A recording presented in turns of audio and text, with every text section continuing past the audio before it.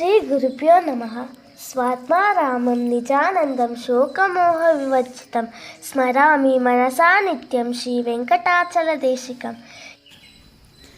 ಓಂ ಶ್ರೀ ಗುರುಭ್ಯೋ ನಮಃ. ಗುರುಬಂಧುಗಳಿಗೆ ಪ್ರಣಾಮಗಳು.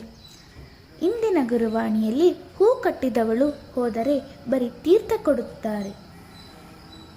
ಒಮ್ಮೆ ಗುರುನಿವಾಸಕ್ಕೆ ಬಂದಿದ್ದ ವ್ಯಕ್ತಿಯೊಬ್ಬರು ಗುರುಬಂಧುಗಳು ತಿನ್ನಲೆಂದು ಕೊಟ್ಟ ಮಸಾಲೆ ದೋಸೆಯನ್ನು ಗುರುನಾಥರಿಗೆ ಮುಟ್ಟಿಸಿ ಸ್ವೀಕರಿಸಲು ಹೋದಾಗ ಗುರುನಾಥರು, ಏನು ಸ್ವಾಮಿ, ಎಲ್ಲ ನನಗೆ ಮುಟ್ಟಿಸಿ ತೋರಿಸಿ ಮಾಡುತ್ತೀರೋ ಎಂದು ಕೇಳಿದಾಗ ತಲೆಯಾಡಿಸಿದ ಅವರನ್ನು ಕುರಿತು ಪುನಃ, ಇನ್ನು ಮುಂದೆ ನಾನು ಮುಟ್ಟಿದ್ದನ್ನು ಮಾತ್ರವೇ ತಿನ್ನುವುದೋ ಎಂದಾಗಲೂ ಸುಮ್ಮನಿದ್ದರು.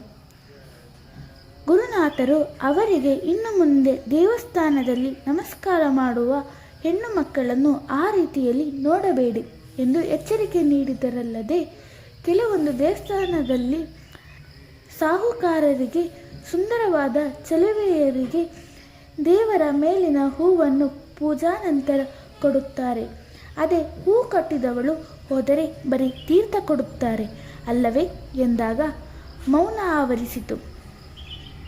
ಗುರುನಾಥರು ಕುಳಿತಿದ್ದಲ್ಲೇ ಎಲ್ಲವನ್ನು ವೀಕ್ಷಿಸುತ್ತಿದ್ದಲ್ಲದೆ ಗುರುಬಂಧುಗಳನ್ನು ಹೇಗೆ ತಿದ್ದುತ್ತಿದ್ದರು ಎಂದು ಇಲ್ಲಿ ತಿಳಿಯುತ್ತದೆ. ಗುರುಭ್ಯೋ ನಮಃ. ಗುರುಭ್ಯೋ ನಮಃ. ಉದ್ದಿನ ವಡೆಯ ಮರ್ಮ.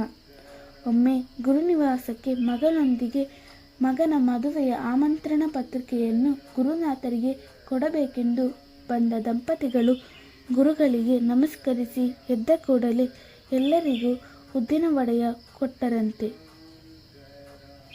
ಏಕೋ ಏನೋ ಎಂದು ಯೋಚಿಸುತ್ತಲೇ ಅವರು ಆಮಂತ್ರಣ ಪತ್ರಿಕೆಯನ್ನಿತ್ತು ತಮ್ಮ ಊರಿಗೆ ಹಿಂತಿರುಗಿದ 2ನೇ ದಿನವೇ ವರನ ಅಜ್ಜ ದೈವ ದಿನರಾದ ಕಾರಣ ಮದುವೆ 1 ವರ್ಷ ಮುಂದೆ ಹೋಯಿತು.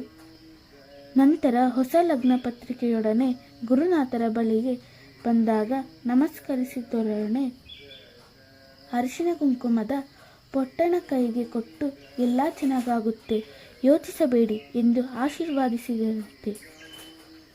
ನಂತರ ಮದುವೆ ತುಂಬ ವಿಜೃಂಭಣೆಯಿಂದ ನಡೆದು ದಂಪತಿಗಳು ಚೆನ್ನಾಗಿರುತ್ತಾರೆ. ಈಗಲೂ ಮದುವೆ ವಿಚಾರವನ್ನು ಗುರುನಾಥರು ಮಾರ್ಮಿಕವಾಗಿ ಉತ್ತರಿಸಿದ್ದನ್ನು ಕಂಡು ಆಶ್ಚರ್ಯಪಡುತ್ತಾರೆ. ಗುರುಭ್ಯೋ ನಮಃ.